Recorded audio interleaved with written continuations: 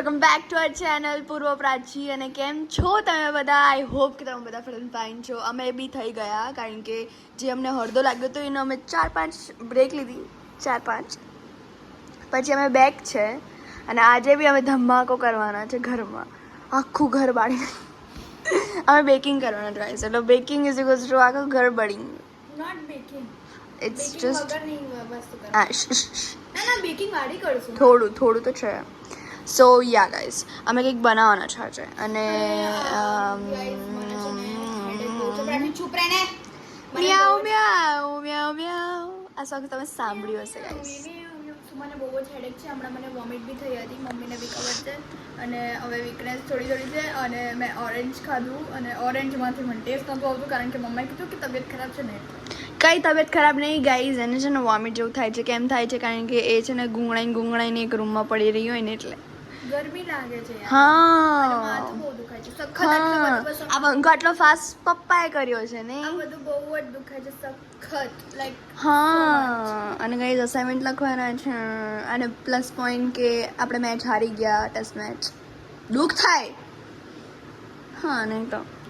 અને સામે ઓસ્ટ્રેલિયા હોય ને ત્યારે વધારે દુઃખ થાય, કારણ કે એ લોકો જે કરી રહ્યા છે ને, વિચ ઇઝ નોટ ગુડ. મને નહીં ગમતું ઓસ્ટ્રેલિયા. મને બી કઈ બી હોય. એઝ અ કન્ટ્રી હશે સારું, બટ એઝ અ ક્રિકેટમાં કન્ટ્રી બી એના ઓકે કન્ટ્રી નહીં, કારણ કે અડધા આપણા ઇન્ડિયન્સ જ હતા જે સ્ટેડિયમમાં હતા ને આપણા જ પ્લેયર્સને આવું બોલતા હતા. ના કરતા હતા, તને થોડી ખબર છે. હા, પછી વિરાટ કોહલી આવ્યો તો ને પાછો. વિરાટ કોહલી સપોર્ટ ભલે કઈ બી થઈ હા, જાય. કઈ સામ દામ દંડ ભેદ. અને ગાઈઝ બાયોલોજીનો અસાઇનમેન્ટ છે અમારે કરવાનું છે. 10th જાન્યુઆરીએ સબમિટ કરવાનું કીધું છે સરે, બટ સ્ટીલ કેવી લાગી છે? સારી ફૂલ સ્ટોરીઝના ડબ્બા છે. પપ્પા હોત તો એવું બોલત. હું છે ને અત્યારે બહુ મારું મોઢું ફૂલેલું લાગે છે. ના એવું નથી. તું અત્યારે એટલી ધોળી અને એકદમ આમ કાશ્મીરી બચ્ચી ના હોય. જો સાચું કહીશ, એનો નખ જો, એના ગાલ જો, તારા હોઠ દેખાડ. આય હાય પિંકી. ગાઈઝ મારે નખ કરવા છે, મને નહીં કરી આપતી. આની જોડે છે ને એક આર્ટ છે કરવાનું. પ્રાચી જોડે નખ એટલે નહીં Still. કરવાના. જુઠ્ઠી સાલી. સો ગાઈઝ પપ્પા આવી ગયા છે, અને પપ્પા લઈને આવ્યા છે વિનેગર. કેમ લઈને આવ્યા છે એ હું તમને આગળ દેખાડીશ.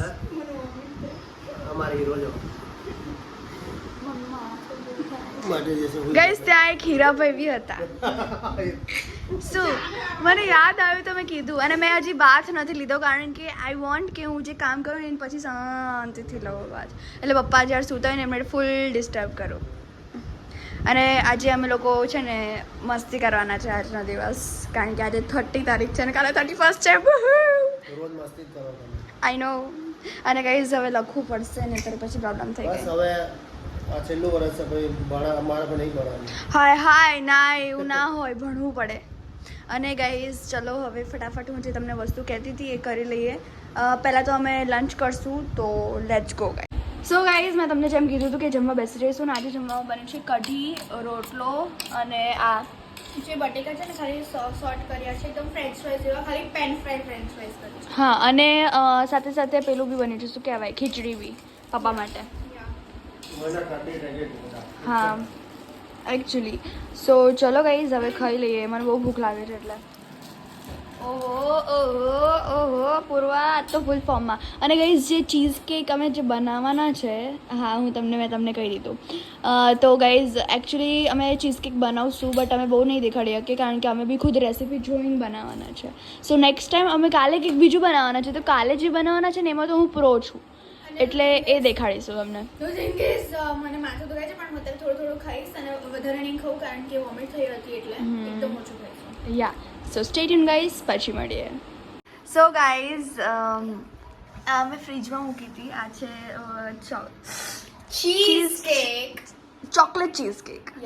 યા એવું નહીં કરવાનું નીચે સુધી. અને ગાઈઝ એક થંબનેલ પૂરો ફટાફટ વાળ. અરે યાર લાફો મારીશ, તેલવાળા થઈ ગયા, ખબર નહીં કાલે જ ધોયા તો તોય તે. વેનસડે ધોઈશું. વેનસડે ના તો કોઈ કલર બધું ધોવાય હવે છોડને. So guys let's go. Thumbnail પૂરા દેખાડ, અહીંયા નજીક લાય, અને અહીંયા ઉપર. હા. સો વાવ. અમે કીધું તું મમ્મીને કે મમ્મી પહેલો બાઈટ છે ને તને જ ખવડાવશું બટ એવું રિસ્ક નહીં લીધું. પહેલા અમે હવે આ કેક બહાર નહીં નીકળે, આ કેકને બહાર નહીં નીકળાય. આઈનું આમ જ અમને આમ જ ખાવું પડશે કારણ કે આપણે પેલું નથી આપણી જોડે, શીટ નથી. લેતી આવ ગો ગો ગો સ્પૂન વગર આવી અને આઈ એમ સો ફોક લઈને આય વુડન વાળો. અને ગાઈસ માથું બહુ દુખાય છે અમને બંનેને like twins the have you અને હું અત્યારે લખું છું nobody knows me. Bus okay and we are just like so twinny and Prachina nails બહુ cute છે, મારો બી બહુ જ spicy and cute છે. જા ફટાફટ ચમચી લેતી આય. ચલ guys as you can see કે પૂર્વ તૂટી પડી છે અને બહુ જ ડિલિશિયસ બની છે ચીઝ કેક, તમે જોઈ શકો છો. મેં આ વખતે રેસીપી ના દેખાડી, નેક્સ્ટ ટાઈમ રેસીપી દેખાડીશ. બસ ખાલી નીચેનું જે ક્રસ્ટ છે ને એ વધારે બની ગયો. જો ઓહો crust cheese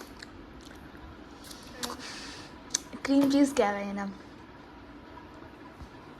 જે મેં ઘરે બનાવ્યું છે guys, no outside. Okay it's homemade. બધું ઉપરનું ચોકલેટ બી હોમમેડ છે બાય ડેટ્સ, ખજૂર. ઓહો પૂર્વ તો જોતી જ નહીં ઉપર. હા ગાઈઝ પૂરા ધડાધડ ખાય જ છે. બસ વોમિટ ના થવું જોઈએ પછી. હા નહીં જ થાય, ઓબ્વિયસલી નહીં થાય. નહીં હા સો ગાઈઝ ચલો સ્ટે ટ્યુન. હવે અમે લોકો ખાઈને મળીએ. એટલે બધું નહીં ખાઈ જઈએ અત્યારે, પપ્પા માટે બી રાખવાનું છે. પપ્પાએ બી કીધું છે કે મને ટેસ્ટ મમ્મી કરો. કીધું બહુ મસ્ત બનાવો છો. Thank you. આ ભૂકો ખાધો થોડો. ગાઈઝ અહીંયા પપ્પા ચીઝ કેક ટ્રાય કરી રહ્યા છે અને મેં કીધું કે ચાખી લીધું પપ્પાએ. ચાખી થોડું લીધું. મોટું વાલ ચાખી લીધું. ને. પણ મોટો વાઈટ આ આખો મસ્ત મજાનો.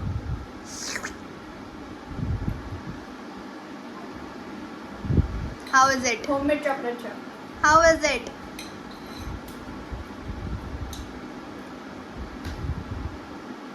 ફેન્ટાસ્ટિક! યો! મારી છોકરીઓ મોટી થઈ ગઈ. Okay thank you. Thank you. So guys ચલો સ્ટેટ ના હવે હવે guys, આ વ્લોગ અમે એન્ડ કરીએ છે. બહુ મજા આવી એમ પપ્પા ચીઝ કેક ખાવા લાગ્યા.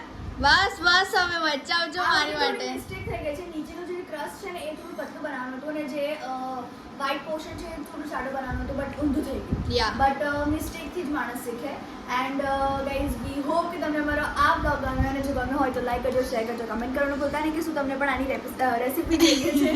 અને જો તમે નવા છો તો સબસ્ક્રાઇબ કરી દેજો. તો મળે એક નવો દિવસ અને નવી શરૂઆત સાથે. ત્યાં સુધી જય અંબે.